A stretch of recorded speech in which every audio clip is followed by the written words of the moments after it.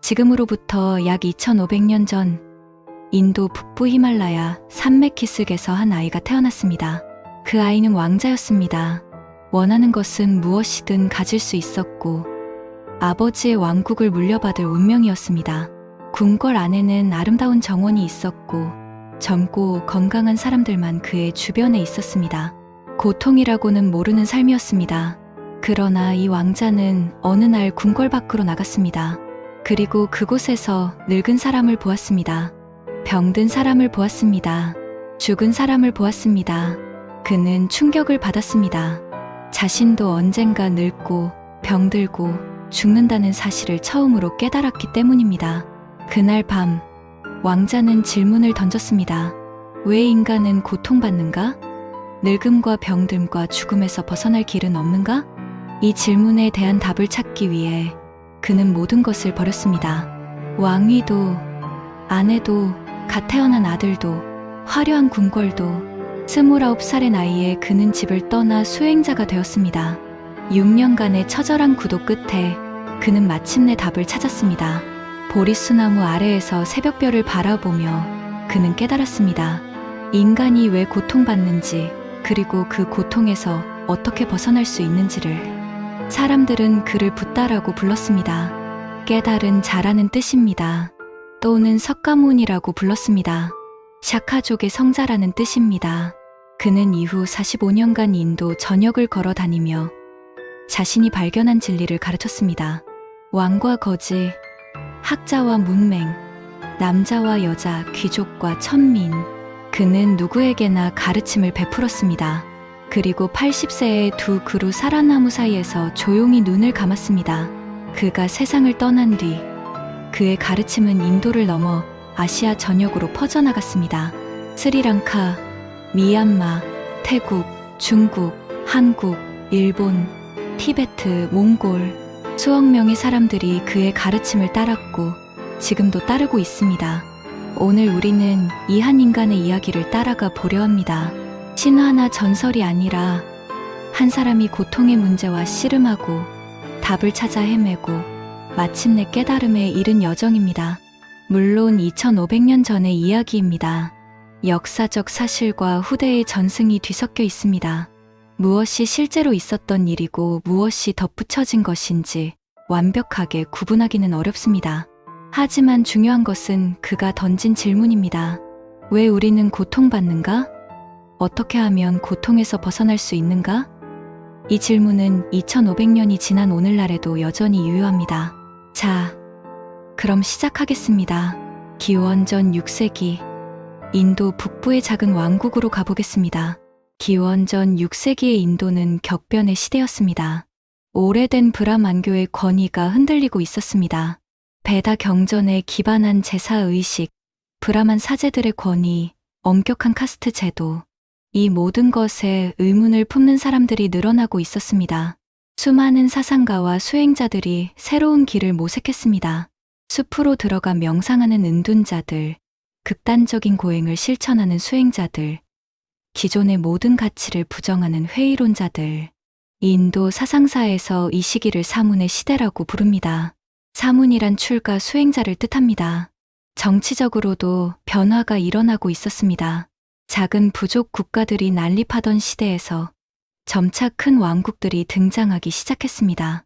마가다국, 코살라국 같은 강대국들이 주변의 작은 나라들을 병합해 나가고 있었습니다. 히말라야 산맥 남쪽 기슭, 지금의 네팔 남부와 인도, 북부 국경지대에 샤카족이 살고 있었습니다. 샤카족은 작은 부족 국가를 이루고 있었습니다. 완전한 왕정은 아니었고 귀족들의 합의로 운영되는 일종의 과두제였습니다. 하지만 편의상 그들의 지도자를 왕이라 부르기도 했습니다. 샤카족의 수도는 카필라바스투였습니다. 지금은 정확한 위치조차 논쟁 중인 작은 도시였지만 당시에는 샤카족의 중심지였습니다. 이 카필라바스투를 다스리던 이가 슈도다나 왕이었습니다. 슈도다나는 정반왕이라고도 불립니다. 깨끗한 밥이라는 뜻입니다. 그는 샤카족의 지도자로서 존경받는 인물이었습니다. 슈도다나 왕에게는 마야라는 부인이 있었습니다. 마야는 이웃나라 콜리아족 출신의 공주였습니다. 두 사람은 오랫동안 아이가 없었습니다. 왕위를 이을 후계자가 필요했지만 세월만 흘러갔습니다. 그러던 어느 날 마야 부인이 임신을 했습니다. 왕국 전체가 기뻐했습니다. 당시 인도에는 출산이 가까워지면 친정으로 돌아가는 풍습이 있었습니다. 마야 부인도 출산을 앞두고 친정인 콜리아국으로 향했습니다. 그러나 목적지에 도착하기 전 룸빈이라는 동산에서 산기를 느꼈습니다. 전설에 따르면 마야 부인은 룸빈이 동산의 무우소 나무 아래에서 아이를 낳았습니다. 나뭇가지를 붙잡고 서서 오른쪽 옆구리에서 아이가 태어났다고 합니다. 아이는 태어나자마자 7걸음을 걷고 한 손으로는 하늘을, 한 손으로는 땅을 가리키며 말했다고 합니다. 천상천하, 유아독존, 하늘 위와 하늘 아래에서 내가 가장 존귀하다. 물론 이것은 후대에 덧붙여진 신화입니다. 실제로 갓난아이가 걷거나 말할 수는 없습니다. 하지만 이 전설은 불교도들에게 붓다의 탄생이 얼마나 특별한 사건이었는지를 보여줍니다. 아이의 이름은 시타르타라고 지어졌습니다. 뜻을 이룬 자 또는 모든 소원을 성취한 자라는 의미입니다. 성은 고타마였습니다. 그래서 그를 고타마 시타르타라고 부릅니다. 한자로는 석가모니의 속명을 실달다 또는 시달타라고 음역합니다. 아이의 탄생 후 아시타라는 현자가 궁궐을 방문했습니다. 아시타는 히말라야에서 수행하던 유명한 선인이었습니다. 그는 갓 태어난 아이를 보고 울었습니다. 왕이 물었습니다. 왜 우십니까? 이 아이에게 무슨 불길한 일이 있습니까? 아시타가 대답했습니다. 아닙니다. 이 아이에게는 32가지 위대한 상이 있습니다. 이 아이는 분명 2가지 길 중 하나를 걷게 될 것입니다. 만약 새 속에 머문다면 온 세상을 다스리는 전륜성왕이 될 것이요. 만약 출가한다면 세상을 깨우치는 위대한 성자가 될 것입니다. 그러나 나는 너무 늙었습니다. 이 아이가 깨달음을 얻어 가르침을 펼 때 나는 이미 이 세상에 없을 것입니다. 그래서 우는 것입니다. 슈도다나 왕은 기뻤지만 한편으로는 불안했습니다. 전륜성왕이 된다면 더할 나위 없이 좋겠지만 만약 출가하여 성자가 된다면 그것은 왕위를 버린다는 뜻이었습니다. 대를 이을 후계자를 잃는다는 뜻이었습니다. 왕은 결심했습니다. 이 아이가 출가하지 않도록 세상의 고통을 모르게 하리라. 아이에게 행복만 보여주리라. 그러면 아이는 세속의 즐거움에 만족하여 출가할 생각을 하지 않을 것이다. 이것이 훗날 비극이 됩니다. 아버지의 사랑이 아이를 진실로부터 가리는 장막이 되었으니까요. 시타르타가 태어난 지 7일 후 어머니 마야 부인이 세상을 떠났습니다. 출산 후유증이었던 것으로 추정됩니다. 갓 태어난 아이는 어머니의 얼굴도 제대로 기억하지 못한 채 고아가 되었습니다. 마야 부인의 여동생 마하파자파티가 아이를 맡았습니다. 마하파자파티는 언니를 대신해 시타르타의 어머니가 되었고 훗날 슈도다나 왕이 세 부인이 되기도 했습니다. 그녀는 자신이 낳은 아들보다 시타르타를 더 아꼈다고 전해집니다. 훗날 마하파자파티는 또 한 번 역사에 등장합니다. 붓다가 깨달음을 얻은 후 그녀는 여성 최초로 출가를 청했고 최초의 비구니가 되었습니다. 양어머니가 양아들의 제자가 된 것입니다. 그러나 그것은 훨씬 뒤의 이야기입니다. 지금 어린 시타르타는 이모의 보살핌 아래 궁궐에서 자라나고 있었습니다. 시타르타의 유년기는 화려했습니다. 슈도다나 왕은 아들에게 최고의 것만 주려 했습니다. 3개의 궁전이 지어졌습니다. 더운 계절을 위한 궁전, 추운 계절을 위한 궁전, 우기를 위한 궁전. 어떤 계절에도 왕자가 불편함을 느끼지 않도록 하기 위해서였습니다. 궁전 안에는 아름다운 연못과 정원이 있었습니다. 푸른 연꽃, 흰 연꽃, 붉은 연꽃이 피어 있었습니다. 최고급 향료인 전단향이 왕자의 몸에 발라졌습니다. 옷은 모두 베나레스산 최고급 비단으로 만들어졌습니다. 음식도 최상품만 올랐습니다. 하인들은 왕자의 작은 필요도 놓치지 않으려 살폈습니다. 아름다운 여인들이 음악을 연주하고 춤을 추었습니다. 그리고 왕의 명령이 있었습니다. 왕자의 눈에 늙은 사람, 병든 사람, 죽은 사람이 보여서는 안 된다. 왕자의 주변에는 젊고 건강하고 아름다운 사람들만 있어야 한다. 시든 꽃은 즉시 치워졌습니다. 낙엽도 보이지 않게 했습니다. 쇠퇴하고 죽어가는 모든 것이 왕자의 시야에서 사라졌습니다. 시다르타는 이런 환경에서 자랐습니다. 그는 고통이 무엇인지 알지 못했습니다. 세상에는 아름다움과 즐거움만 있는 줄 알았습니다. 하지만 그는 평범한 아이가 아니었습니다. 어느 날 왕실의 농경 축제가 열렸습니다. 왕이 직접 밭을 가는 의식이었습니다. 어린 시다르타도 축제에 참석했습니다. 그런데 축제의 흥겨움 속에서 어린 왕자는 이상한 것을 보았습니다.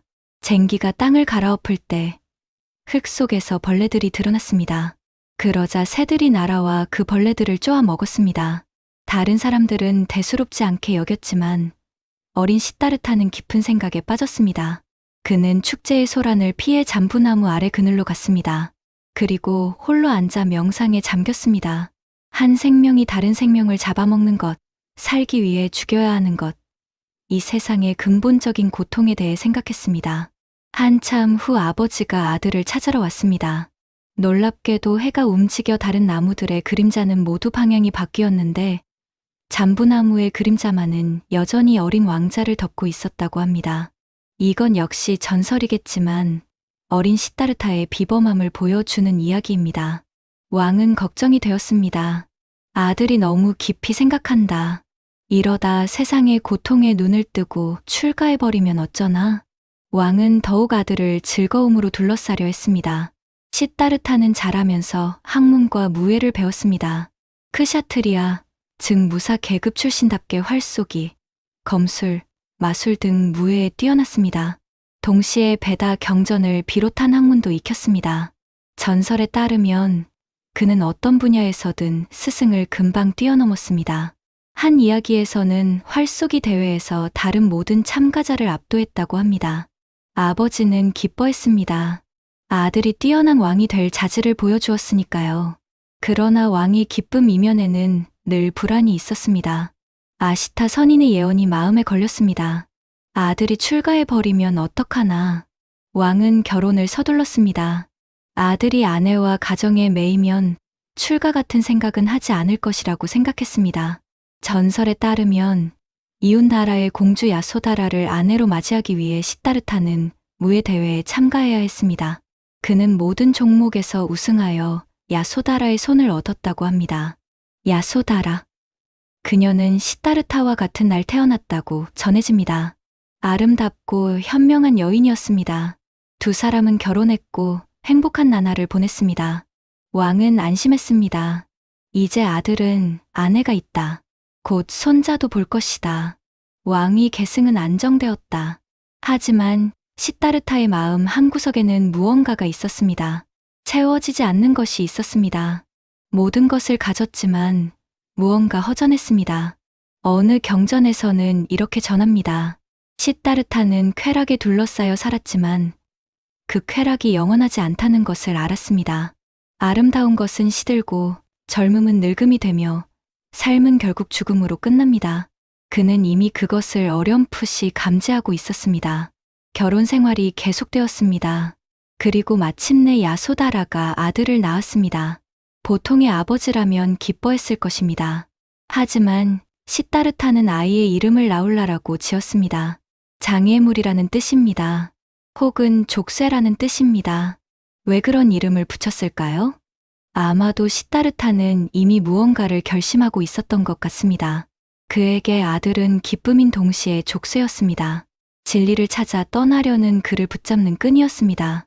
모든 것을 가진 자의 공허함, 그것이 젊은 시다르타의 내면이었습니다. 하지만 아직 그는 결심하지 못했습니다. 진정한 계기가 필요했습니다. 자신이 왜 떠나야 하는지, 무엇을 찾아야 하는지 명확히 깨닫는 순간이 필요했습니다. 그 순간은 곧 찾아옵니다. 내 개의 문을 나서면서 그는 마침내 세상의 진실과 마주하게 됩니다.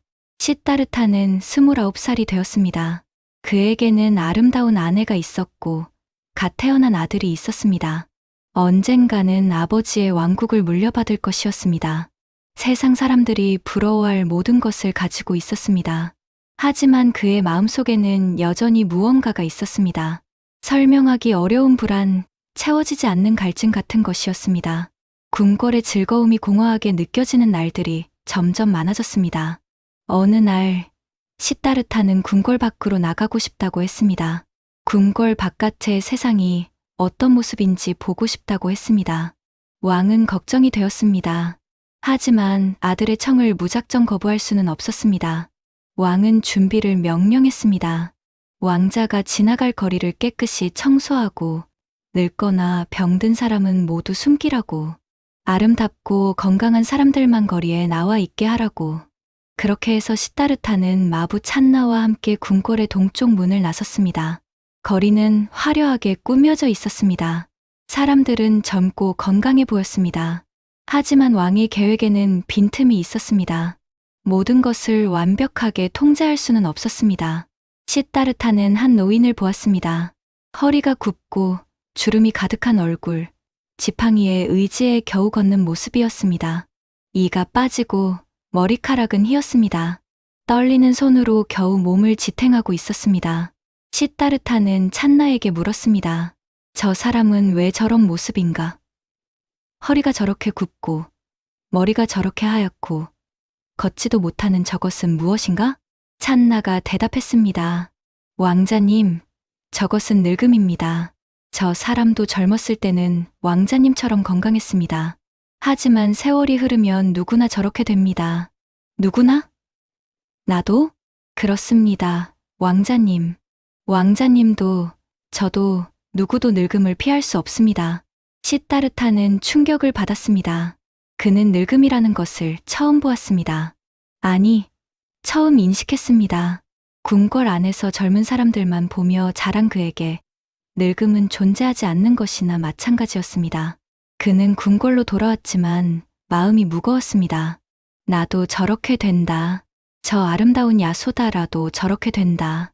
이 젊음은 영원하지 않다. 며칠 후 시타르타는 다시 궁궐 밖으로 나갔습니다. 이번에는 남쪽 문이었습니다. 그곳에서 그는 병든 사람을 보았습니다.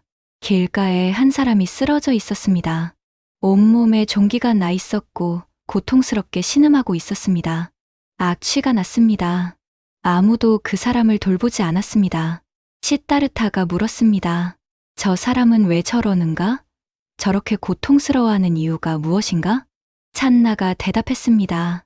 왕자님, 저것은 병입니다. 몸이 아픈 것입니다. 누구나 병에 걸릴 수 있습니다. 누구나? 저렇게 고통받을 수 있다는 말인가? 그렇습니다. 왕자님도 예외가 아닙니다. 시타르타는 다시 충격을 받았습니다. 그는 병이라는 것을 몰랐습니다. 아프다는 것이 어떤 것인지 경험해 본 적이 없었습니다. 궁궐 안에서는 아픈 사람이 그의 눈에 띄지 않게 했으니까요. 그는 다시 궁궐로 돌아왔습니다. 하지만 마음은 더욱 어두워졌습니다. 세 번째로 궁궐을 나선 것은 서쪽 문이었습니다. 이번에 그가 본 것은 장례 행렬이었습니다. 사람들이 울며 따라가고 있었습니다. 그 앞에는 시신을 실은 들것이 있었습니다. 시신은 흰 천으로 덮여 있었고 화장터로 가는 길이었습니다. 시타르타가 물었습니다. 저 들것 위에 누워있는 사람은 누구인가? 왜 움직이지 않는가? 왜 사람들이 울고 있는가? 찬나가 대답했습니다. 왕자님, 저것은 죽음입니다. 저 사람은 죽은 것입니다. 더 이상 숨을 쉬지 않고 말하지 않고 움직이지 않습니다.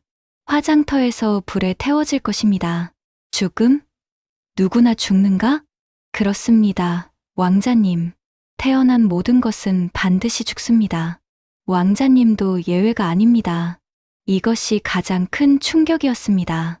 시타르타는 처음으로 죽음을 보았습니다. 늙음도 충격이었고 병도 충격이었지만 죽음 앞에서 모든 것이 무의미해 보였습니다. 아무리 젊어도 결국 늙는다. 아무리 건강해도 결국 병든다. 그리고 누구도 죽음을 피할 수 없다. 그렇다면 네 삶은 무엇인가? 이 모든 즐거움과 화려함은 무슨 의미가 있는가? 시타르타는 궁궐로 돌아왔지만 더 이상 예전의 그가 아니었습니다. 음악 소리가 공허하게 들렸습니다. 아름다운 여인들의 춤이 눈에 들어오지 않았습니다. 모든 것이 더 섭서 보였습니다. 그리고 네 번째로 궁궐을 나섰습니다. 북쪽 문이었습니다. 이번에 그가 본 것은 수행자였습니다.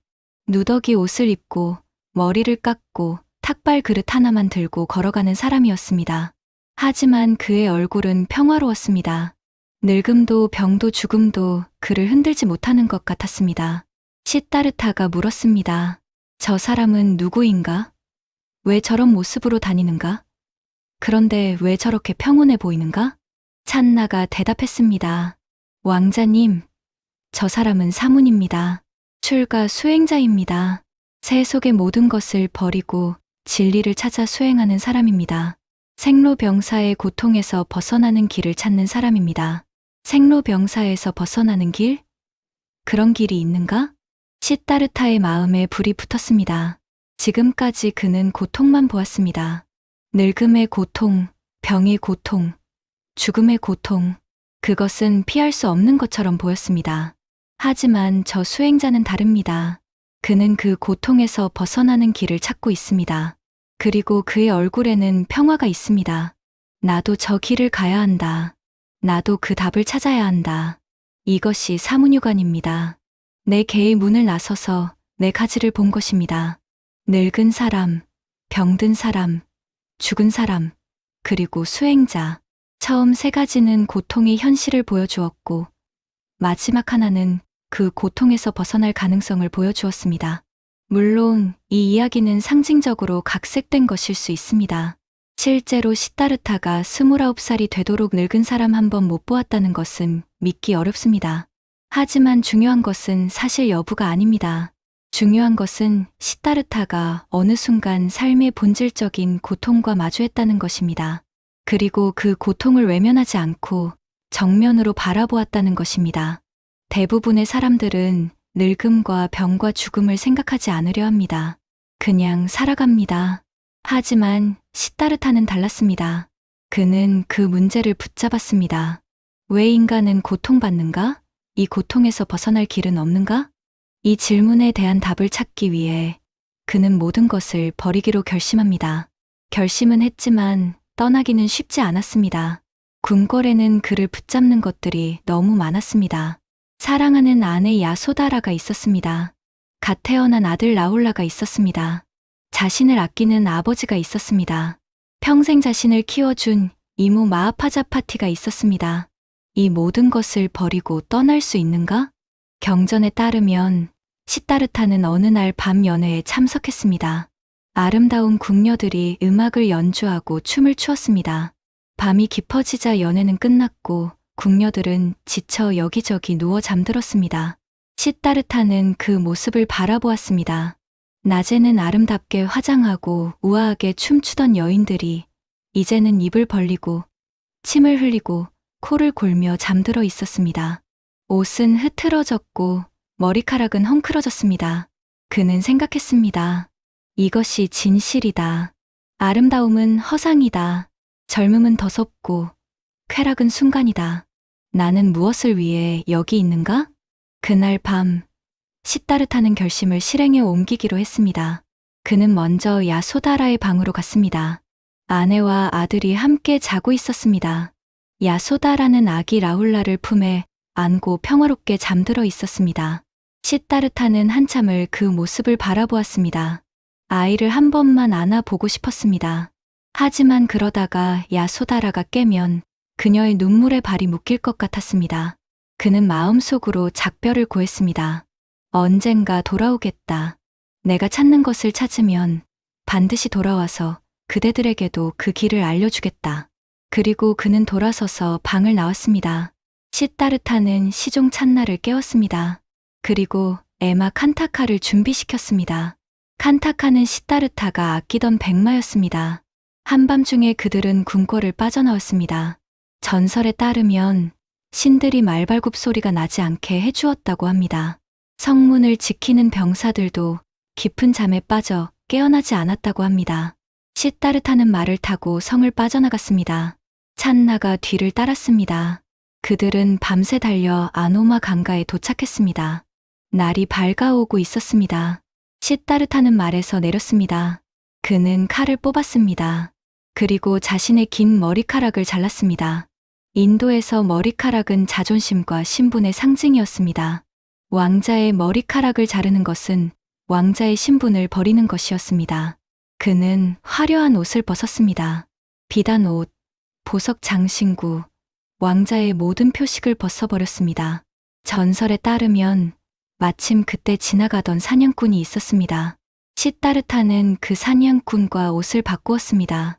화려한 왕자의 옷 대신 누더기 사냥꾼의 옷을 입었습니다. 이제 그는 더 이상 왕자가 아니었습니다. 그는 수행자, 사문이 되었습니다. 시따르타는 찬나에게 말했습니다. 찬나여, 돌아가서 아버지께 전해라. 나는 진리를 찾아 떠난다고. 걱정하지 말라고. 내가 찾는 것을 찾으면 반드시 돌아가겠다고. 그리고 그는 칸타카의 머리를 쓰다듬었습니다. 칸타카, 너도 돌아가거라. 오랫동안 나와 함께해 주어서 고맙다. 전설에 따르면 칸타카는 주인과 헤어지는 슬픔을 이기지 못하고 그 자리에서 죽었다고 합니다. 찬나도 울며 돌아갔습니다. 시따르타는 혼자가 되었습니다. 그는 걷기 시작했습니다. 어디로 가야 할지 정해진 것은 없었습니다. 다만 답을 찾아야 한다는 것만 알았습니다. 왜 인간은 고통받는가? 생로병사에서 벗어나는 길은 무엇인가? 이것이 위대한 출가입니다. 불교에서는 이것을 대출가 또는 출유라고 부릅니다. 이 출가를 어떻게 평가해야 할까요? 어떤 사람들은 비판합니다. 그는 아내와 갓난아기를 버렸다. 늙은 아버지를 버렸다. 가장으로서의 책임을 져버렸다. 이것은 무책임한 행동이 아닌가? 이 비판은 일리가 있습니다. 야소다라는 남편이 떠난 것을 알고 비통해했습니다. 슈도다나 왕은 아들을 잃고 절망했습니다. 시따르타의 출가는 그들에게 큰 고통이었습니다. 하지만 다른 시각도 있습니다. 시따르타는 도망친 것이 아닙니다. 그는 더 큰 것을 찾아 떠난 것입니다. 만약 그가 궁궐에 남았다면 왕이 되어 작은 왕국을 다스렸을 것입니다. 몇십 년 후 죽었을 것입니다. 그것으로 끝이었을 것입니다. 하지만 그는 떠났습니다. 그리고 깨달음을 얻었습니다. 그 깨달음은 2500년간 수억 명의 사람들에게 전해졌습니다. 지금도 전해지고 있습니다. 만약 시따르타가 출가하지 않았다면 붓다는 없었을 것입니다. 불교도 없었을 것입니다. 그가 버린 것과 그가 이룬 것을 저울에 올린다면 어느 쪽이 무거울까요? 물론 이것은 결과론입니다. 출가할 때 시따르타는 자신이 깨달음을 얻을 수 있을지 확신하지 못했습니다. 그는 그저 답을 찾아 나선 것입니다. 성공할지 실패할지 모르면서 모든 것을 걸었습니다. 그것이 용기입니다. 안전한 것을 버리고 불확실한 것을 향해 나아가는 것. 그것이 진정한 출가의 의미입니다. 29살의 시따르타는 이제 구도자가 되었습니다. 진리를 찾는 긴 여정이 시작되었습니다. 그 여정은 6년간 계속됩니다. 그 6년은 그의 인생에서 가장 힘든 시간이었습니다. 출가한 시따르타는 남쪽으로 향했습니다. 당시 인도에는 수많은 수행자와 스승들이 있었습니다. 저마다 진리를 깨달았다고 주장하며 제자들을 가르치고 있었습니다. 시따르타는 그 중에서 가장 뛰어나다는 스승들을 찾아 나섰습니다. 첫 번째로 찾아간 스승은 알라라 칼라마였습니다. 알라라 칼라마는 당시 인도에서 가장 존경받는 수행자 중 한 명이었습니다. 그에게는 300명의 제자가 있었습니다. 그가 가르치는 것은 명상이었습니다. 마음을 고요하게 하여 점점 더 깊은 의식의 상태로 들어가는 수행이었습니다. 시따르타는 알라라 칼라마에게 가르침을 청했습니다. 스승은 그를 받아들였습니다. 시따르타는 열심히 수행했습니다. 그의 진전은 놀라웠습니다. 다른 제자들이 몇 년 걸려 도달하는 경지를 그는 몇 달 만에 통과했습니다. 마침내 그는 무소유처정이라는 경지에 이르렀습니다. 아무것도 없는 상태, 모든 것이 사라진 고요한 의식 상태였습니다. 이것은 알라라 칼라마 자신이 도달한 최고의 경지였습니다. 알라라 칼라마는 기뻐했습니다. 그는 시따르타에게 말했습니다. 그대는 나와 같은 경지에 이르렀소. 이제 그대와 나 사이에는 차이가 없소. 함께 이 제자들을 이끌어 갑시다. 대단한 제안이었습니다. 스승이 제자에게 동등한 지위를 제안한 것입니다. 다른 사람이었다면 기뻐했을 것입니다. 하지만 시다르타는 만족하지 못했습니다. 그는 생각했습니다. 무소유 처정은 깊은 평화를 준다. 하지만 이 명상에서 나오면 어떻게 되는가? 다시 일상으로 돌아오면 늙음과 병듦과 죽음의 문제는 여전히 남아있다. 이 명상은 고통을 일시적으로 잊게 해줄 뿐 근본적으로 해결해 주지 않는다. 그는 알라라 칼라마에게 말했습니다. 스승님, 감사합니다. 하지만 이것은 제가 찾는 것이 아닙니다. 저는 더 나아가야 합니다. 알라라 칼라마는 아쉬워했지만 시다르타를 붙잡지 않았습니다. 시다르타는 다시 길을 떠났습니다. 두 번째로 찾아간 스승은 우타카 라마푸타였습니다. 우타카 라마푸타에게는 700명의 제자가 있었습니다. 알라라 칼라마보다 더 많은 제자를 거느린 더 유명한 스승이었습니다. 그가 가르치는 명상은 더 높은 경지를 목표로 했습니다. 시다르타는 이번에도 열심히 수행했습니다. 그리고 비상처정이라는 경지에 도달했습니다. 인식이 있는 것도 아니고 없는 것도 아닌 상태. 알라라 칼라마의 무소유 처정보다 한 단계 더 높은 경지였습니다.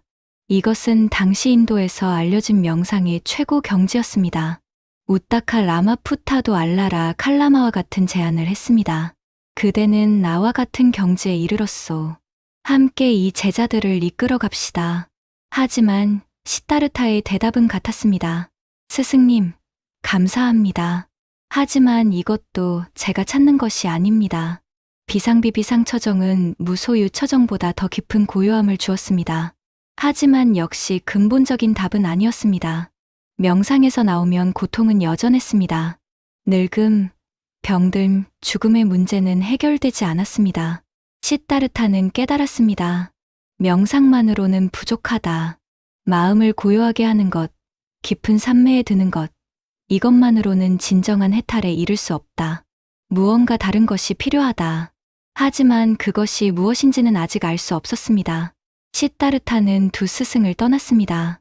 당시 인도 최고의 명상가들에게 배울 수 있는 것은 모두 배웠습니다. 그리고 그것이 충분하지 않다는 것을 알았습니다. 이제 그는 스스로 길을 찾아야 했습니다. 시다르타는 다른 방법을 시도하기로 했습니다. 당시 인도에는 명상 수행자들 외에도 고행자들이 있었습니다. 그들은 몸을 극도로 괴롭힘으로써 영혼을 해방시킬 수 있다고 믿었습니다. 육체가 영혼을 가두고 있으니 육체를 학대하면 영혼이 자유로워진다는 생각이었습니다. 고행자들은 온갖 극단적인 방법을 사용했습니다.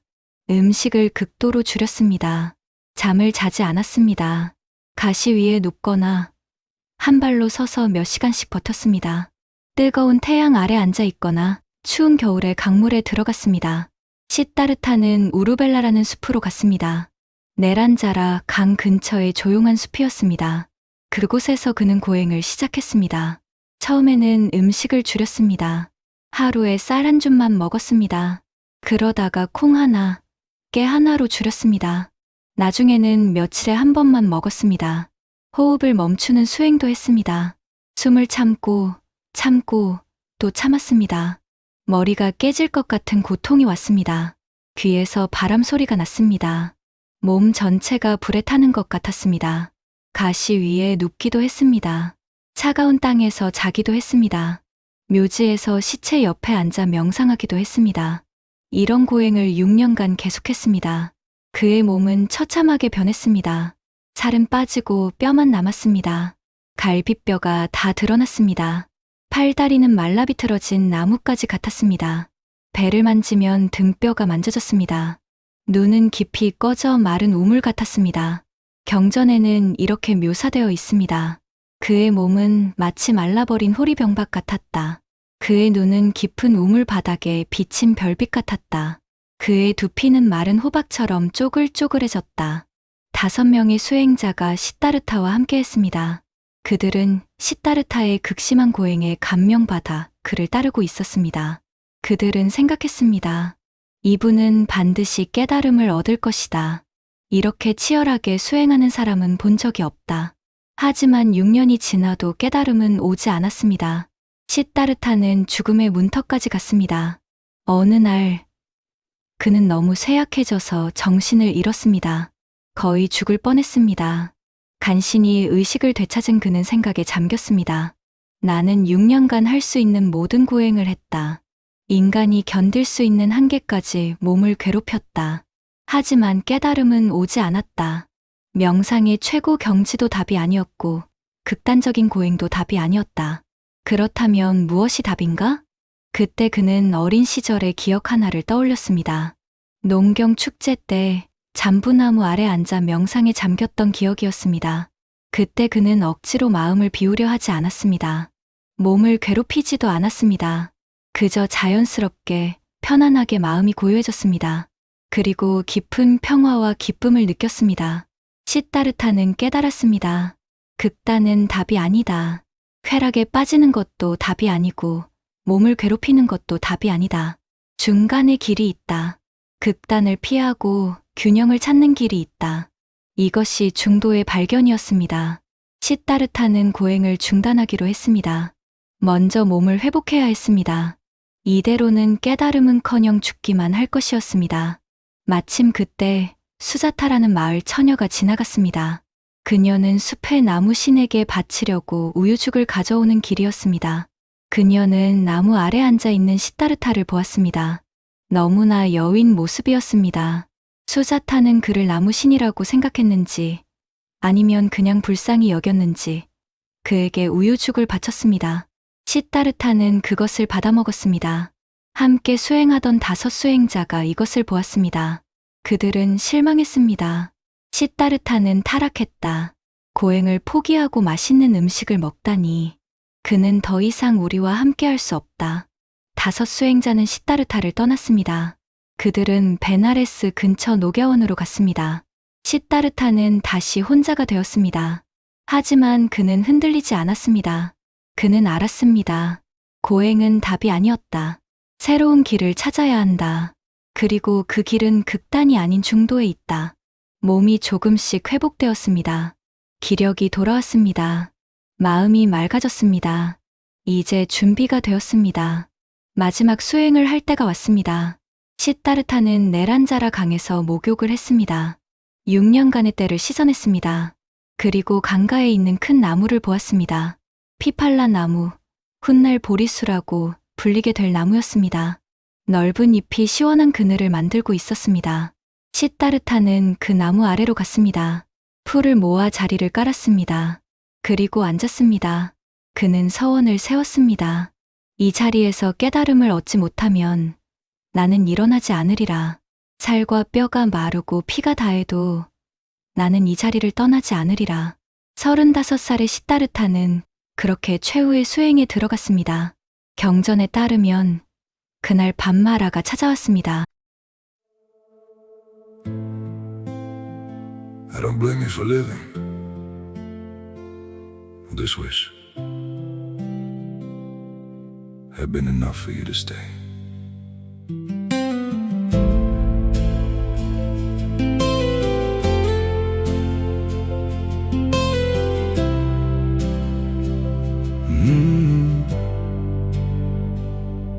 I saw it coming in the way you changed, in the silence between your words. Every I'm fine felt heavier than truth, like something breaking unheard. I tried to fix what I didn't understand, held on tighter as you slipped away. But love can't grow where it's already gone. 마라는 악마의 왕입니다. 하지만 불교에서 마라는 단순한 악마가 아닙니다. 마라는 욕망과 집착의 상징입니다.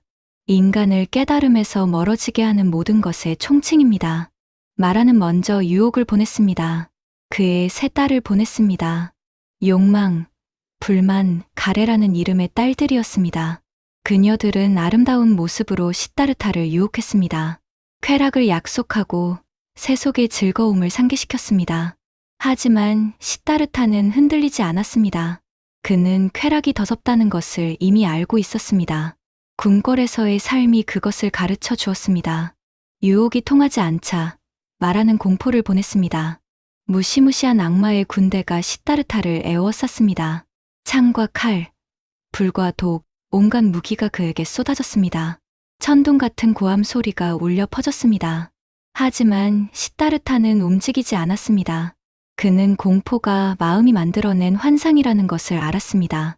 악마의 무기는 그에게 닿기 전에 꽃으로 변해 떨어졌습니다. 마라는 마지막으로 의심을 던졌습니다. 내가 무슨 자격으로 깨달음을 얻겠다는 것이냐? 너는 왕자였다. 모든 것을 가졌던 사람이다. 내가 어떻게 고통을 이해하겠느냐? 내가 깨달을 자격이 있다는 것을 누가 증명하느냐? 시다르타는 조용히 오른손을 내려 땅을 짚었습니다. 대지가 나의 증인이다. 경전에 따르면 그 순간 대지가 진동하며 대답했습니다. 땅의 여신이 나타나 시다르타의 수많은 전생 동안의 선행을 증언했습니다. 이것이 유명한 항마 촉지인입니다. 불상에서 붓다가 오른손을 내려 땅을 짚고 있는 모습이 바로 이 순간을 표현한 것입니다. 마라는 물러갔습니다. 밤이 깊어갔습니다. 시다르타의 명상은 계속되었습니다. 초저녁, 그는 자신의 전생을 보았습니다. 숱한 생애가 파노라마처럼 펼쳐졌습니다. 동물로 태어났던 생, 인간으로 태어났던 생, 천상에 태어났던 생, 무수한 삶과 죽음이 이어져 있었습니다. 한밤중, 그는 모든 중생의 삶과 죽음을 보았습니다. 업에 따라 윤회하는 중생들의 모습이 보였습니다. 선한 행위를 한 자는 좋은 곳에 태어나고 악한 행위를 한 자는 나쁜 곳에 태어났습니다. 끝없는 윤회의 바퀴가 돌고 있었습니다. 새벽녘, 마침내 그는 깨달았습니다. 고통의 원인이 무엇인지 보았습니다. 고통이 어떻게 일어나고 어떻게 사라지는지 보았습니다. 윤회에서 벗어나는 길이 무엇인지 보았습니다. 모든 것이 명확해졌습니다. 동이 트고 있었습니다. 시다르타는 눈을 들어 하늘을 보았습니다. 새벽별이 빛나고 있었습니다. 그 순간, 그는 깨달음을 완성했습니다. 경전은 그 순간을 이렇게 전합니다. 경이롭도다. 모든 중생은 열애의 지혜와 덕상을 갖추고 있구나. 다만 망상과 집착 때문에 깨닫지 못하는 것이로다. 시다르타는 더 이상 시다르타가 아니었습니다. 그는 붓다, 깨달은 자가 되었습니다. 석가모니, 샤카족의 성자가 되었습니다. 35살이었습니다. 출가한 지 6년, 보리수 아래 앉은 지 49일 만이었습니다. 전설에 따르면 그가 깨달음을 얻는 순간 대지가 진동하고 하늘에서 꽃비가 내렸습니다. 신들이 찬탄했습니다. 온 우주가 기뻐했습니다. 하지만 붓다 자신은 조용히 그 자리에 앉아 있었습니다. 그는 7주간 보리수 주변에 머물며 깨달음의 기쁨을 누렸습니다. 한 가지 문제가 있었습니다. 이 깨달음을 다른 사람들에게 전할 수 있을까? 붓다는 망설였습니다. 자신이 깨달은 것은 너무나 깊고 미묘했습니다.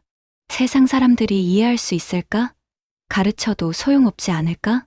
경전에 따르면 이때 범천이 나타났습니다. 범천은 브라만교의 최고신입니다. 범천은 붓다에게 청했습니다. 세존이시여, 법을 설해 주소서. 중생들 가운데는 눈에 티끌이 적은 자들도 있습니다. 그들은 법을 듣지 못하면 퇴보할 것입니다. 법을 들으면 깨달을 자들이 있을 것입니다. 붓다는 중생들을 살펴보았습니다. 범천의 말이 맞았습니다. 연못에 연꽃이 있듯이 어떤 연꽃은 아직 물 속에 있고 어떤 연꽃은 물 위에 올라와 있고 어떤 연꽃은 이미 피어 있듯이 중생들도 그러했습니다. 가르침을 들으면 깨달을 준비가 된 사람들이 있었습니다.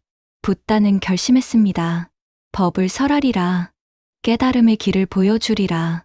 그는 베나레스를 향해 걸음을 옮겼습니다. 그곳 녹야원에 5 수행자가 있었습니다. 그를 버리고 떠났던 바로 그 5명이었습니다. 붓다는 그들에게 먼저 가르침을 전하기로 했습니다. 45년간의 가르침이 시작되려 하고 있었습니다. 붓다는 무엇을 깨달았을까요? 2500년간 수많은 학자와 수행자들이 이 질문에 답하려 했습니다. 방대한 경전이 쓰였고 다양한 해석이 나왔습니다. 그 모든 것을 여기서 설명할 수는 없습니다. 하지만 핵심적인 몇 가지는 이야기할 수 있습니다. 첫째, 연기법입니다. 연기란 인연에 따라 일어난다는 뜻입니다. 모든 것은 원인과 조건에 의해 생겨납니다. 홀로 존재하는 것은 아무것도 없습니다. 모든 것은 연결되어 있습니다. 이것이 있으므로 저것이 있고, 이것이 생김으로 저것이 생긴다. 이것이 없으면 저것이 없고, 이것이 사라지면 저것도 사라진다. 이것이 연기의 공식입니다. 단순해 보이지만 그 안에 심오한 진리가 담겨 있습니다. 예를 들어보겠습니다. 한 송이 꽃이 있습니다. 이 꽃은 어디서 왔을까요? 씨앗에서 왔습니다. 하지만 씨앗만으로 꽃이 피지는 않습니다. 흙이 필요합니다. 물이 필요합니다. 햇빛이 필요합니다. 적당한 온도가 필요합니다. 이 모든 조건이 갖춰져야 꽃이 핍니다. 그렇다면 이 꽃은 어디에 있는 것일까요? 씨앗 안에? 흙 안에? 물 안에? 햇빛 안에? 아닙니다. 꽃은 이 모든 것의 관계 속에 있습니다. 꽃은 독립된 실체가 아니라 무수한 원인과 조건의 만남입니다. 인간도 마찬가지입니다. 나라는 존재는 어디서 왔을까요? 부모에게서 왔습니다. 하지만 부모만으로 내가 존재하지는 않습니다. 음식이 필요합니다. 공기가 필요합니다. 물이 필요합니다.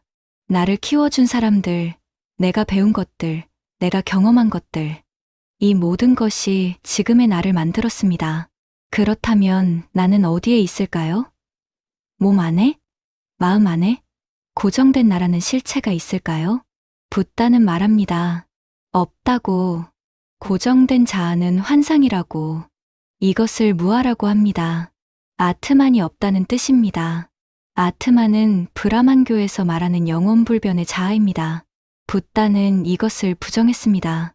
모든 것은 변합니다. 고정된 것은 없습니다. 나라고 생각하는 것도 매 순간 변하고 있습니다. 어제의 나와 오늘의 나는 같지 않습니다. 지금 이 순간의 나도 다음 순간에는 달라집니다. 이것이 무상입니다. 모든 것은 변한다는 진리입니다. 연기, 무아, 무상, 이 세 가지는 서로 연결되어 있습니다. 모든 것이 연결되어 있기 때문에 고정된 자아는 없습니다. 고정된 것이 없기 때문에 모든 것은 변합니다. 둘째, 사성제입니다. 사성제는 네 가지 거룩한 진리라는 뜻입니다. 붓다가 처음으로 설법할 때 이것을 가르쳤습니다. 불교의 핵심 교리입니다. 첫 번째는 고제입니다. 괴로움의 진리입니다. 삶은 괴롭습니다.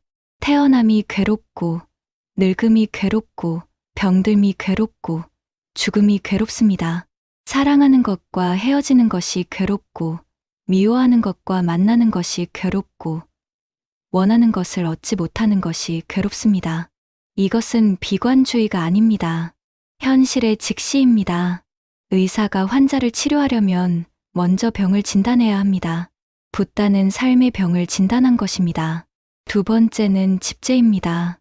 괴로움의 원인에 대한 진리입니다. 괴로움의 원인은 가래입니다. 가래란 목마른 듯이 갈구하는 것입니다. 욕망, 집착이라고 할 수도 있습니다. 우리는 끊임없이 무언가를 원합니다. 쾌락을 원하고, 존재를 원하고, 비존재를 원합니다. 이것이 있으면 저것을 원하고, 저것을 얻으면 또 다른 것을 원합니다. 채워지지 않는 갈증 같습니다. 이 가래가 괴로움을 낳습니다. 원하는 것을 얻지 못하면 괴롭습니다. 얻어도 잃을까봐 괴롭습니다. 잃으면 더 괴롭습니다. 가래가 있는 한 괴로움은 끝나지 않습니다. 세 번째는 멸제입니다. 괴로움의 소멸에 대한 진리입니다. 괴로움은 없앨 수 있습니다. 가래가 사라지면 괴로움도 사라집니다. 이 상태를 열반이라고 합니다. 니르바나, 불이 꺼진 상태라는 뜻입니다. 가래의 불이 꺼진 상태입니다. 열반은 죽음이 아닙니다. 허무도 아닙니다. 그것은 가래에서 벗어난 평화로운 상태입니다. 더 이상 괴로움에 시달리지 않는 상태입니다. 경전은 열반을 지복, 최고의 행복이라고 표현합니다. 네 번째는 도제입니다. 괴로움을 소멸시키는 길에 대한 진리입니다. 그 길이 바로 팔정도입니다. 8가지 바른 길이라는 뜻입니다. 정견, 바른 견해, 정사유, 바른 생각, 정어, 바른 말, 정업, 바른 행위, 정명, 바른 생활, 정정진, 바른 노력, 정념, 바른 마음 챙김, 정정, 바른 집중. 이 8가지는 크게 세 부분으로 나눌 수 있습니다. 지혜의 수행인 정견과 정사유, 계율의 수행인 정어, 정업, 정명, 마음의 수행인 정정진, 정념, 정정, 팔정도는 중도입니다. 쾌락에 빠지지도 않고 고행에 빠지지도 않는 중간의 길입니다. 극단을 피하고 균형을 찾는 길입니다. 붓다가 출가 전에 빠졌던 쾌락도 출가 후에 실천했던 고행도 둘 다 극단이었습니다. 극단은 답이 아니었습니다. 답은 중간에 있었습니다. 이것이 붓다가 깨달은 것의 핵심입니다. 물론 이것은 매우 간략한 요약입니다. 실제 불교 교리는 훨씬 방대하고 복잡합니다. 하지만 뿌리는 여기에 있습니다. 연기와 사성제, 그리고 팔정도. 붓다는 베나레스를 향해 걸었습니다. 베나레스, 지금의 바라나시는 인도에서 가장 성스러운 도시 중 하나입니다. 겐지스 강가에 있는 이 도시는 당시에도 수많은 수행자와 순례자들로 붐볐습니다. 베나레스 근처에 녹야원이라는 곳이 있었습니다. 사슴들이 뛰놀던 숲이라는 뜻입니다. 이곳에 5 수행자가 있었습니다. 시타르타와 함께 고행하다가 그가 우유죽을 먹자 실망하여 떠났던 바로 그 5명이었습니다. 붓다가 다가오는 것을 보고 5 수행자는 의논했습니다. 저기 시타르타가 오는군. 그는 타락한 자야. 우리는 그에게 인사하지 말자. 자리를 권하지도 말자. 다만 앉고 싶으면 앉게는 해주자. 하지만 막상 붓다가 가까이 오자 그들은 자신들도 모르게 일어났습니다. 한 사람은 바루를 받았고 한 사람은 자리를 폈고 한 사람은 물을 가져왔습니다. 붓다의 모습에서 무언가 달라진 것을 느꼈기 때문입니다. 그들은 붓다를 친구여라고 불렀습니다. 예전처럼 대등하게 대했습니다. 붓다가 말했습니다. 열애를 친구라고 부르지 마라. 열애는 깨달음을 얻었다. 나는 너희에게 법을 가르치러 왔다. 5 수행자는 의심했습니다. 예전에 그렇게 고행해도 깨닫지 못했는데 고행을 포기한 후에 깨달았다고? 하지만 붓다의 확신의 참 모습에 결국 그들은 들어보기로 했습니다. 이것이 초전법륜입니다. 처음으로 법의 바퀴를 굴린다는 뜻입니다. 붓다의 첫 설법입니다. 붓다는 중도에 대해 말했습니다. 비구들이여, 출가자는 2 극단에 빠지지 말아야 한다. 하나는 쾌락에 탐닉하는 것이니 이는 저속하고 천하며 범부의 것이다.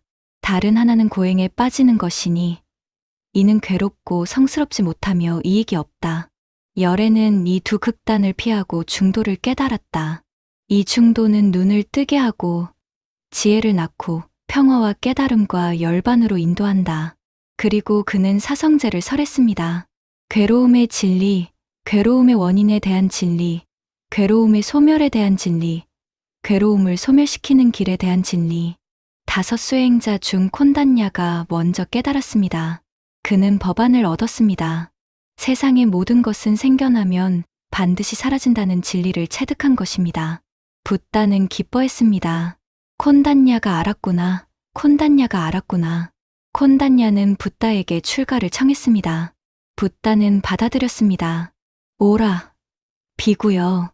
법은 잘 설해졌다. 바르게 수행하여 괴로움을 끝내라. 이것이 최초의 비구, 최초의 승려가 된 순간입니다. 나머지 4 수행자도 차례로 깨달았습니다. 모두 붓다의 제자가 되었습니다. 이렇게 불교의 삼보가 갖추어졌습니다. 삼보란 3가지 보배라는 뜻입니다. 붓다, 깨달은 자, 법, 가르침, 승가, 수행자 공동체.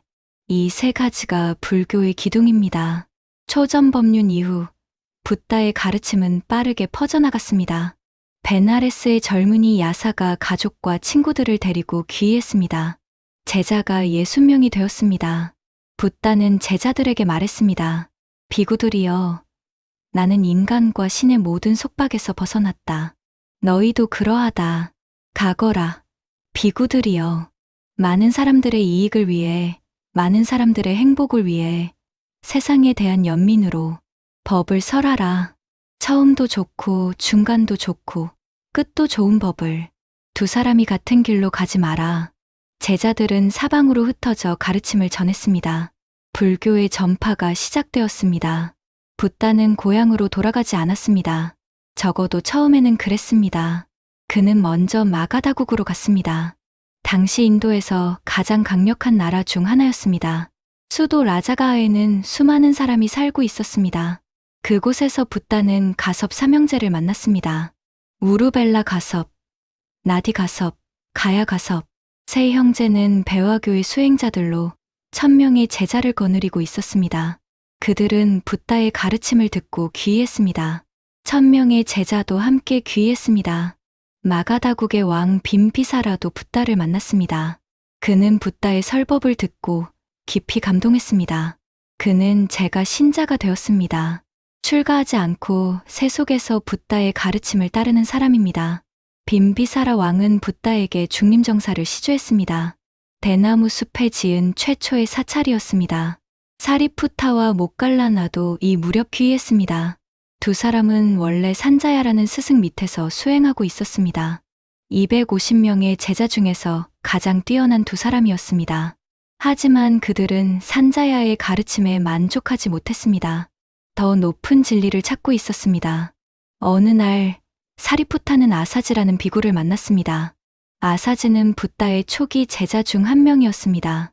사리푸타는 그의 위험 있는 모습에 끌려 물었습니다. 당신의 스승은 누구입니까? 무엇을 가르칩니까? 아사지가 대답했습니다. 나의 스승은 석가족 출신의 위대한 사문이십니다. 나는 아직 배움이 짧아 자세히 설명할 수 없지만 그 핵심은 이것입니다. 모든 것은 원인에서 생겨나고 열에는 그 원인을 설하시며 또한 그것의 소멸을 설하십니다. 이 짧은 개송을 듣는 순간 사리푸타는 법안을 얻었습니다. 그는 모갈라나에게 달려가 이 사실을 알렸습니다. 모갈라나도 같은 개송을 듣고 깨달았습니다. 두 사람은 250명의 도반과 함께 붓다에게 귀의했습니다. 사리푸타는 지혜 제일, 모갈라나는 신통 제일이라 불리며 붓다의 가장 중요한 두 제자가 되었습니다. 아난다도 이 무렵 출가했습니다. 아난다는 붓다의 사촌 동생이었습니다. 그는 25년간 붓다의 시자로 모시며 붓다의 모든 설법을 들었습니다. 그의 기억력은 놀라웠습니다. 붓다가 인멸한 후 경전을 결집할 때 아난다의 기억이 결정적인 역할을 했습니다. 이렇게 승가는 점점 커져갔습니다. 왕과 귀족, 상인과 농민, 브라만과 천민, 다양한 사람들이 붓다의 가르침을 듣고 귀의했습니다. 코살라국의 파세나디 왕도 붓다의 가르침을 받았습니다. 부유한 상인 수다타는 붓다에게 기원정사를 시주했습니다. 기원정사는 중림정사와 함께 붓다가 가장 오래 머문 곳이 되었습니다. 붓다는 한 곳에 머무르지 않았습니다. 우기에는 한 곳에서 안거를 했지만 나머지 계절에는 끊임없이 이동하며 가르쳤습니다. 인도 북부 전역을 걸어 다녔습니다. 45년간 그는 걷고 가르치고 또 걸었습니다.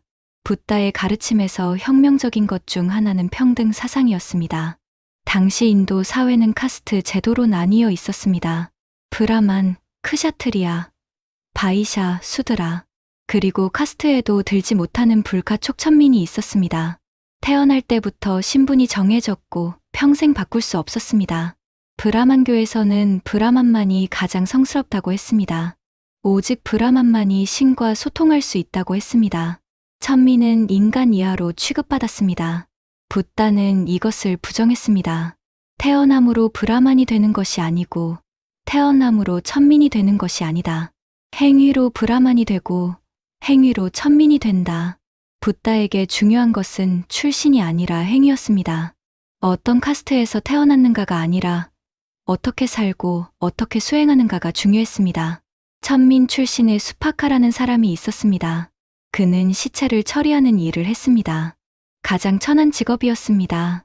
아무도 그에게 가까이 가려 하지 않았습니다. 붓다는 직접 그에게 다가갔습니다. 수파카는 놀라서 몸을 숨기려 했습니다. 자신 같은 천민이 성자의 눈에 띄면 안 된다고 생각했기 때문입니다. 붓다가 말했습니다. 수파카여, 출가하여 수행하지 않겠느냐? 수파카는 믿을 수 없었습니다. 천민인 자신에게 출가를 권하다니. 그는 붓다를 따라 출가했고 열심히 수행하여 아라한이 되었습니다. 아라한은 모든 번뇌를 끄는 자, 더 이상 윤회하지 않는 자를 뜻합니다. 이것은 당시 인도 사회에서 충격적인 일이었습니다. 천민도 깨달을 수 있다니, 천민도 아라한이 될 수 있다니, 붓다는 카스트 제도의 근간을 흔든 것이었습니다. 여성에 대해서도 마찬가지였습니다. 당시 인도에서 여성의 지위는 낮았습니다. 여성은 수행할 능력이 없다고 여겨졌습니다. 출가는 남성의 영역이었습니다. 붓다의 양어머니 마하파자파티가 출가를 청했습니다. 붓다가 깨달음을 얻고 고향에 돌아왔을 때의 일이었습니다. 아버지 슈도다나 왕도 귀의했고 아내 야소다라도 귀의했습니다. 아들 라울라는 출가하여 사미가 되었습니다. 마하파자파티도 출가하여 수행하고 싶었습니다. 하지만 붓다는 처음에 거절했습니다. 3번이나 청했지만 3번 모두 거절당했습니다. 마하파자파티는 포기하지 않았습니다. 그녀는 스스로 머리를 깎고 누더기 옷을 입고 맨발로 붓다를 찾아갔습니다. 500명의 샤카족 여인들이 그녀를 따랐습니다. 발이 부르트고 피가 났습니다.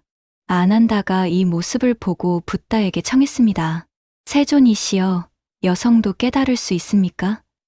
여성도 출가하여 수행하면 아라한이 될 수 있습니까? 붓다가 대답했습니다. 그렇다. 아난다. 여성도 깨달을 수 있다. 그렇다면 세존을 낳아주신 마야 부인을 대신하여 세존을 키워주신 마하파자파티의 출가를 허락해 주소서. 붓다는 마침내 허락했습니다. 다만 8가지 특별한 규칙을 따르라는 조건을 붙였습니다. 이것이 8경계입니다. 비구니가 비구에게 지켜야 할 예절이었습니다. 이 8경계에 대해서는 논쟁이 있습니다. 후대에 덧붙여진 것이라는 주장도 있습니다. 하지만 중요한 것은 붓다가 여성의 출가를 허락했다는 사실입니다. 여성도 깨달을 수 있다고 인정했다는 사실입니다. 마하파자파티는 최초의 비구니가 되었습니다. 그녀는 열심히 수행하여 아라한이 되었습니다. 양어머니가 양아들의 제자가 되고 깨달음을 얻은 것입니다. 이후 수많은 여성이 출가했습니다. 야소다라도 출가하여 아라한이 되었습니다. 경전에는 뛰어난 비구니들의 이야기가 많이 전해집니다. 붓다의 삶이 평탄하기만 했던 것은 아닙니다. 가장 큰 시련은 사촌 데바다타에게서 왔습니다. 데바다타는 붓다의 사촌 동생이었습니다. 그도 출가하여 붓다의 제자가 되었습니다. 그는 수행에 재능이 있었습니다. 신통력을 얻었고 많은 사람의 존경을 받았습니다. 하지만 그는 야심이 있었습니다. 그는 승가를 이끌고 싶었습니다. 붓다가 늙어가는 것을 보며 자신이 후계자가 되어야 한다고 생각했습니다. 어느 날 데바다타는 붓다에게 말했습니다. 세존이시여, 세존께서는 연로하십니다. 이제 승가를 저에게 맡기시고 쉬소서. 붓다가 대답했습니다. 데바다타여, 나는 사리푸타나 모갈라나에게도 승가를 맡기지 않는다. 하물며 침이나 뱉을 그대에게 어찌 승가를 맡기겠느냐. 공개적인 망신이었습니다. 데바다타는 분노했습니다.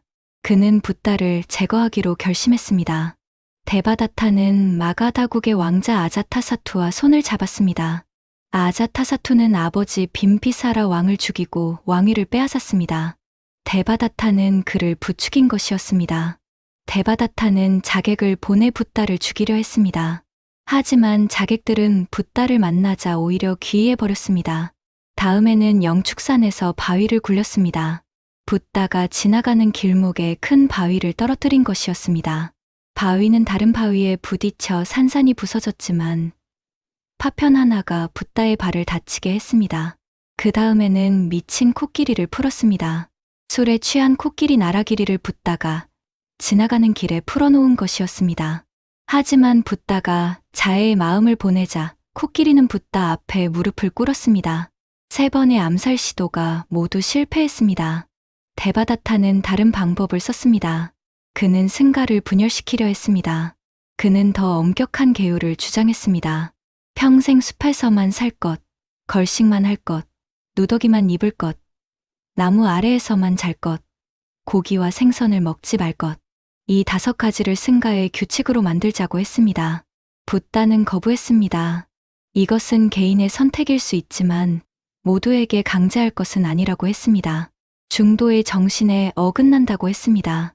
데바다타는 자신을 따르는 500명의 비구를 데리고 승가를 떠났습니다.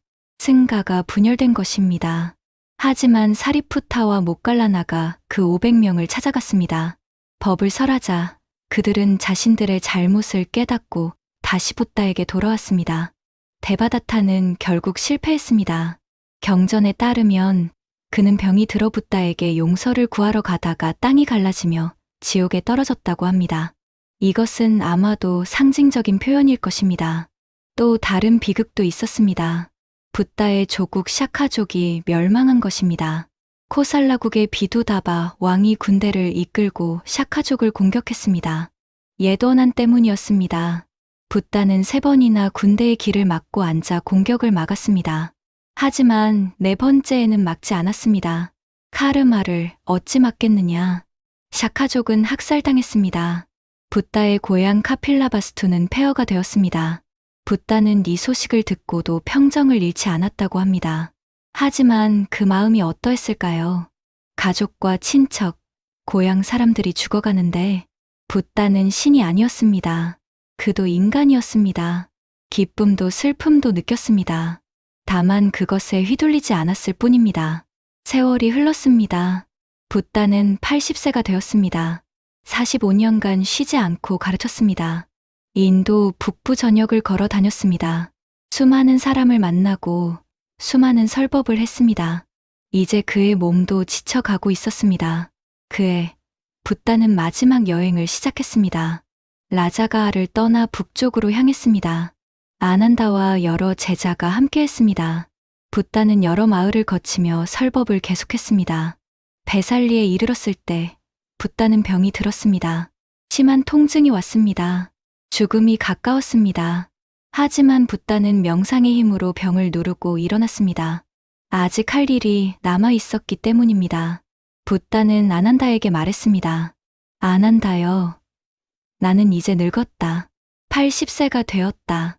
아난다여, 낡은 수레가 가죽끈으로 겨우 굴러가듯이 열애의 몸도 그러하다. 아난다는 슬퍼했습니다. 25년간 붓다를 모셔온 그였습니다. 스승이 떠나면 어떻게 하나. 붓다는 말했습니다. 아난다여, 열애에게 무엇을 기대하느냐? 나는 안과 밖을 구별하지 않고 법을 설했다. 열애에게는 숨겨둔 가르침이 없다. 승가에 대해서도 열애는 승가를 이끌겠다거나 승가가 열애에게 의지해야 한다고 생각한 적이 없다. 그리고 유명한 말을 남겼습니다. 아난다여, 자신을 등불로 삼아라. 자신을 귀의처로 삼아라. 법을 등불로 삼아라. 법을 귀의처로 삼아라. 다른 것에 의지하지 마라. 자등명, 법등명. 스스로 등불이 되고 법을 등불로 삼으라. 이것이 붓다의 가르침이었습니다. 붓다에게 의지하지 말고 스스로 수행하여 깨달으라. 붓다 일행은 계속 북쪽으로 향했습니다. 파바라는 마을에 이르렀습니다. 그곳에서 춘다라는 대장장이가 붓다를 공양에 초대했습니다. 춘다는 정성껏 음식을 준비했습니다. 그 음식 중에 수카라마따바라는 것이 있었습니다. 돼지고기 요리였는지 버섯 요리였는지 정확히 무엇이었는지는 논쟁이 있습니다. 붓다는 그 음식을 먹었습니다. 그리고 말했습니다. 이 음식은 나만 먹겠다. 남은 것은 땅에 묻어라. 다른 사람이 먹으면 안 된다.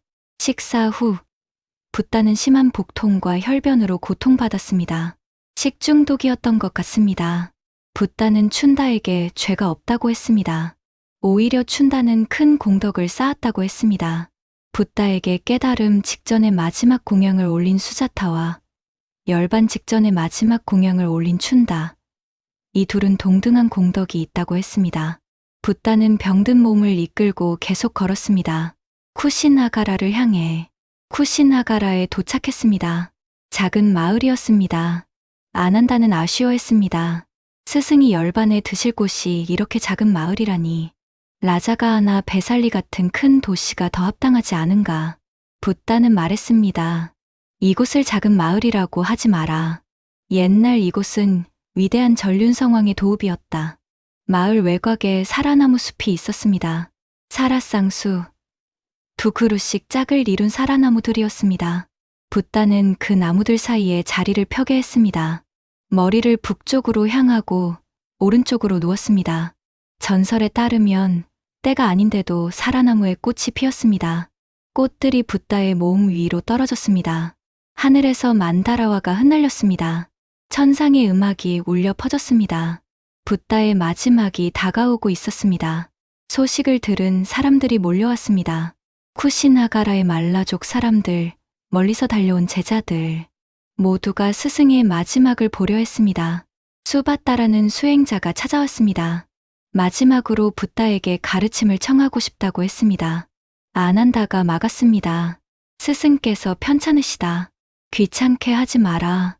하지만 붓다는 수바따를 받아들였습니다. 그에게 법을 설했습니다. 수바따는 깨달음을 얻고 귀의했습니다. 그가 붓다의 마지막 제자였습니다. 붓다는 제자들에게 말했습니다. 비구들이여, 지금 너희에게 말한다. 모든 형성된 것은 소멸하기 마련이다. 게으르지 말고 정진하라. 그리고 물었습니다. 비구들이여, 너희 가운데 붓다에 대해, 법에 대해, 승가에 대해, 도에 대해, 수행에 대해 의심이 있는 자가 있느냐? 물어라. 나중에 스승 앞에서 직접 묻지 못했구나 하고 후회하지 않도록. 아무도 묻지 않았습니다.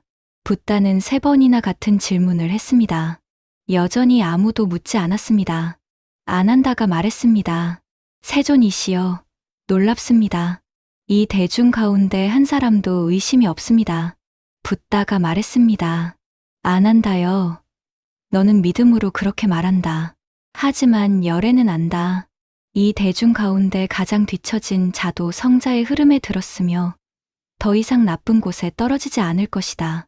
그것이 마지막 말씀이었습니다. 붓다는 초선에 들었습니다. 2선, 3선, 4선으로 올라갔습니다. 공무변처정, 식무변처정, 무소유처정, 비상비비상처정으로 올라갔습니다. 멸진정에 들었습니다.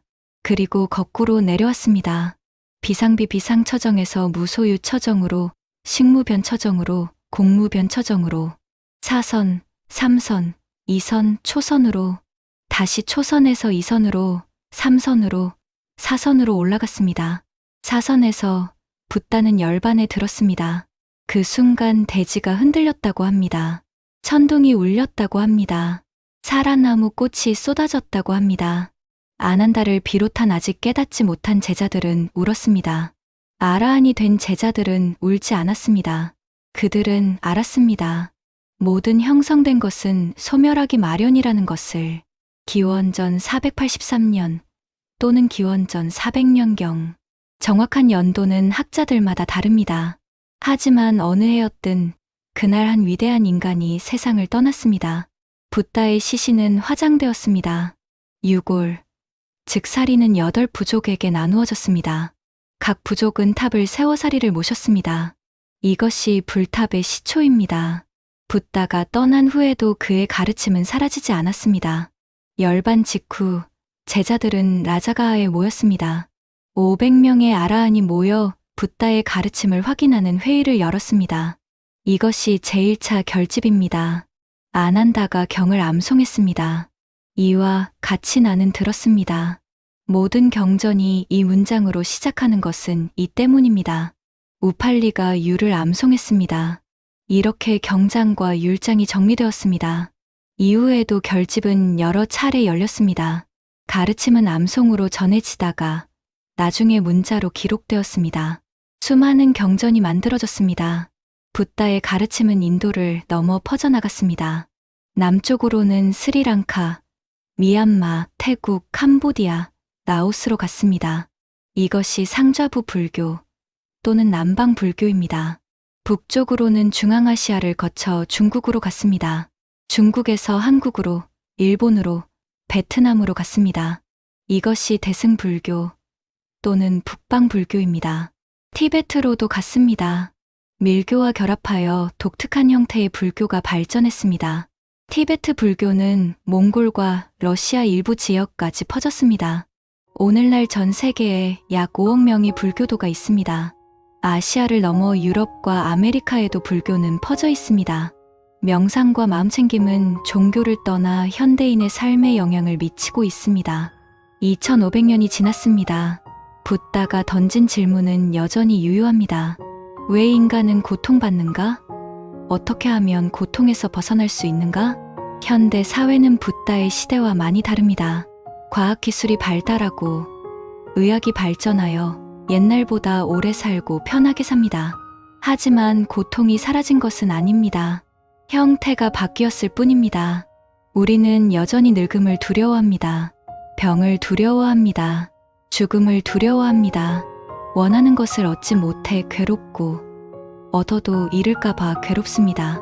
스마트폰이 있어도 인터넷이 있어도 인공지능이 있어도 고통은 여전합니다. 붓다의 답은 무엇이었습니까? 고통의 원인은 가래다. 끊임없이 무언가를 갈구하는 것이 고통을 낳는다. 그 가래를 끊으면 고통도 끝난다. 그 길이 팔 정도다. 바른 견해, 바른 생각, 바른 말, 바른 행위, 바른 생활, 바른 노력, 바른 마음 챙김, 바른 집중. 이것은 종교적 믿음의 문제가 아닙니다. 실천의 문제입니다. 붓다는 자신을 믿으라고 하지 않았습니다. 스스로 수행하여 확인하라고 했습니다. 자등명, 스스로 등불이 되라고 했습니다. 오늘 우리는 한 인간의 이야기를 따라왔습니다. 왕자로 태어나 모든 것을 가졌지만 삶의 근본적인 문제 앞에서 모든 것을 버린 사람. 6년간 처절하게 구도하여 마침내 답을 찾은 사람. 45년간 쉬지 않고 가르쳐 수많은 사람을 깨달음으로 이끈 사람. 그는 신이 아니었습니다. 그는 인간이었습니다. 태어나고 늙고 병들고 죽는 인간이었습니다. 다만 그는 그 인간의 조건 안에서 최고의 경지에 이르렀습니다. 그래서 우리는 그를 붓다, 깨달은 자라고 부릅니다. 그의 마지막 말을 다시 떠올려 봅니다. 모든 형성된 것은 소멸하기 마련이다. 게으르지 말고 정진하라.